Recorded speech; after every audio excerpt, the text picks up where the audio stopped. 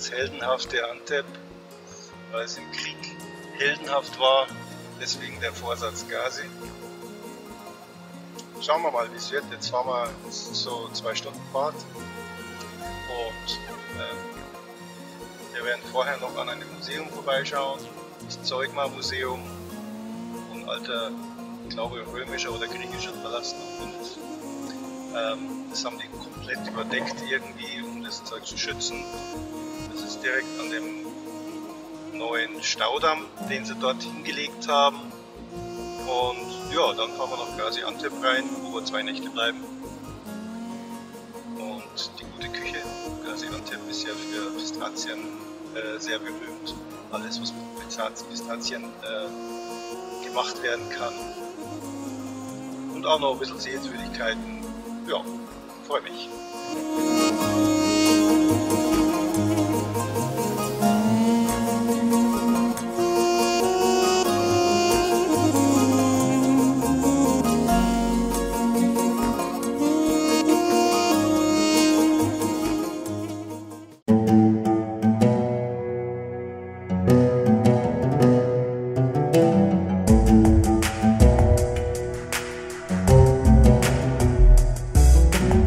Auf dem Weg nach Gaziantep überqueren wir auch den Euphrat.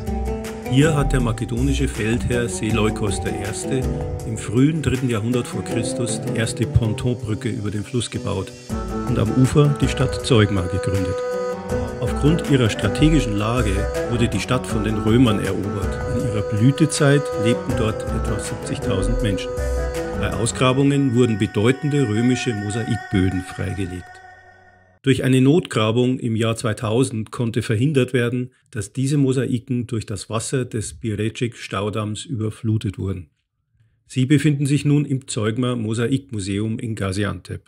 Ein Teil dieser Mosaiken blieben vor Ort erhalten, weil sich die antiken römischen Villen nur wenige Meter oberhalb des Wasserspiegels befinden.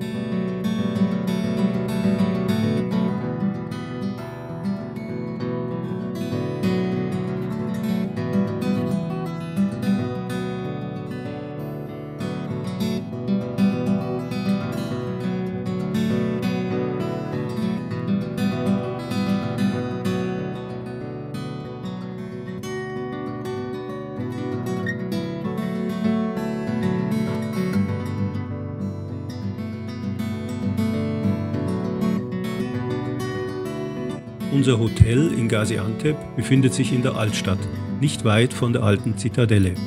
Die rund angelegte Burg überragt die Stadt und hat einen Umfang von mehr als 1 Kilometer.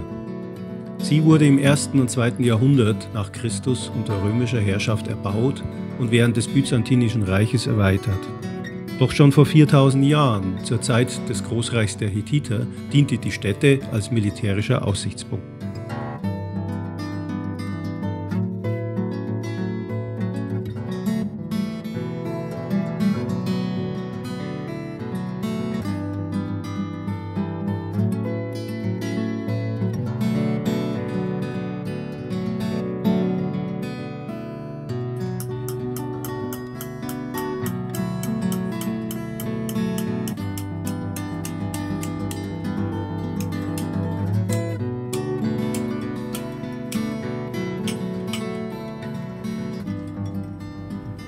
Als nächstes wollten wir unbedingt die einheimische Küche von Gaziantep probieren.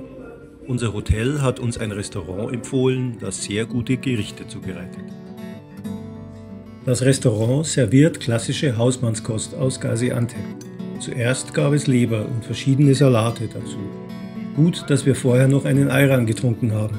Die Leber war schon total scharf. Als nächstes dann eine Suppe. Bei diesem Anblick ahnt man schon, was auf einen zukommt. In meinem ganzen Leben habe ich noch nie so eine scharfe Suppe gegessen. Und die Leute aus Gaziantep essen das zum Frühstück. Zum Schluss gab es dann ein Auberginenkebab. Das Innere der Auberginen wird zuerst von der Schale befreit und anschließend auf ein Pide-Fladenbrot gestrichen. Dazu das Kebab, Reis und Salate.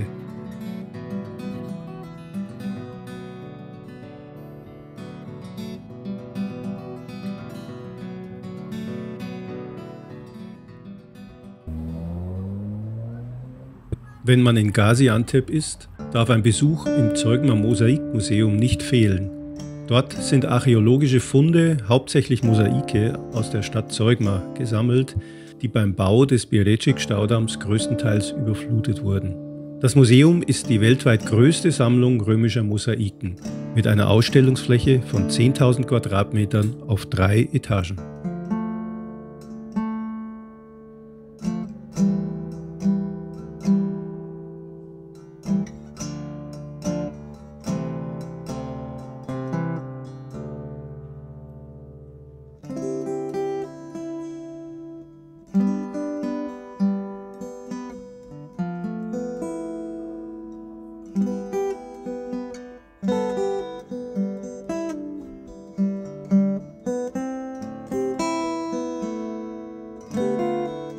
Das bekannteste Mosaik der Sammlung ist die sogenannte Zigeunerin, die in einem eigens dafür gebauten Dunkelraum in Szene gesetzt wird. Von der einheimischen Küche Gazianteps hatten wir noch nicht genug. Also auf ins nächste Restaurant. Dieses Mal haben wir uns verschiedene Vorspeisen ausgesucht. Lecker!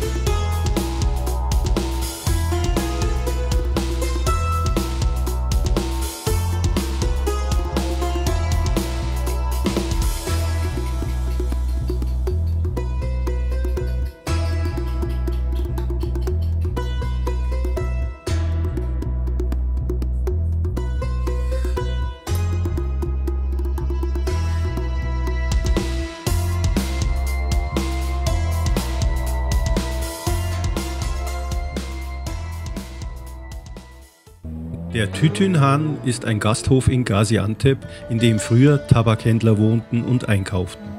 Man schätzt, dass der Tabakgasthof Mitte des 18. Jahrhunderts im Osmanischen Reich erbaut wurde. Wie die meisten ihrer Art sind vom quadratischen Innenhof aus alle umliegenden Gasträume erreichbar.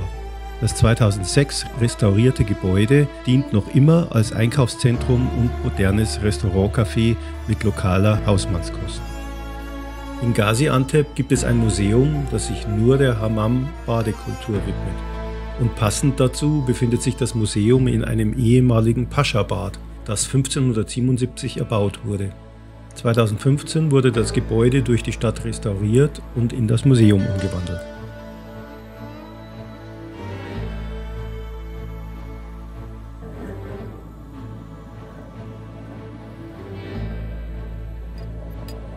Wir machen uns weiter auf den Weg nach Hatay.